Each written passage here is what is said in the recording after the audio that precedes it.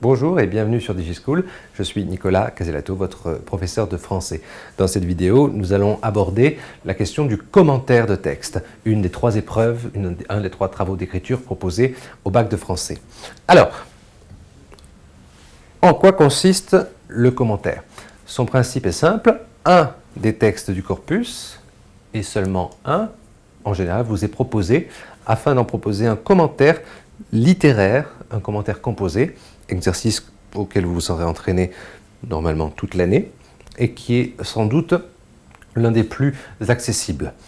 En effet, il faut non pas paraphraser le texte, c'est-à-dire le redire, mais avoir des outils qui permettent d'en faire une bonne lecture.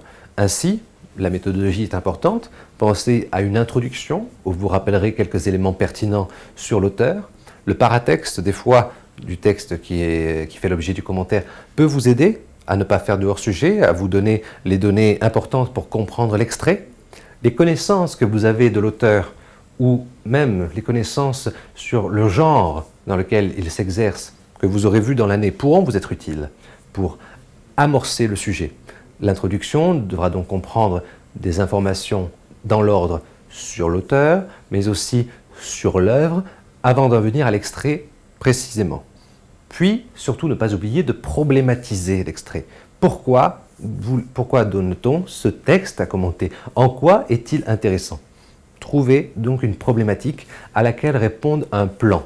Plan que vous éviterez de limiter à une seule partie. Faites-en au moins 2 à 3 maximum pour un plan dialectique ou thématique, pour épuiser toutes les ressources du texte.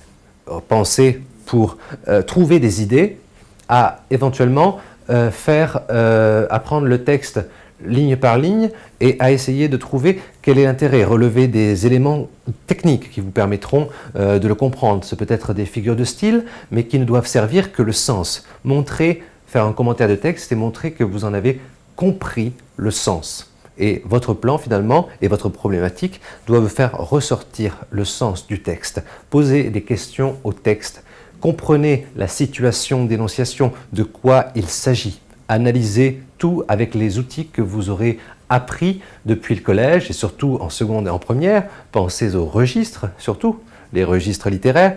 S'agit-il d'un texte lyrique, tragique, selon qu'on est dans la poésie, dans la tragédie, au théâtre, ayez du vocabulaire technique sous la main, à savoir pour le théâtre, didascalie, pour la poésie, pensez à strophe, pensez à prose, pensez aux figures de style qui ne sont pas seulement limitées à la poésie. Vous devez, et votre commentaire doit montrer que le texte ne vous est pas insensible et ne vous est pas inconnu. Et toutes ces idées que vous aurez évoquées en les concentrant autour d'un plan permettront de montrer que vous sortez plutôt victorieux de cet exercice qui est loin d'être le plus facile, j'en conviens.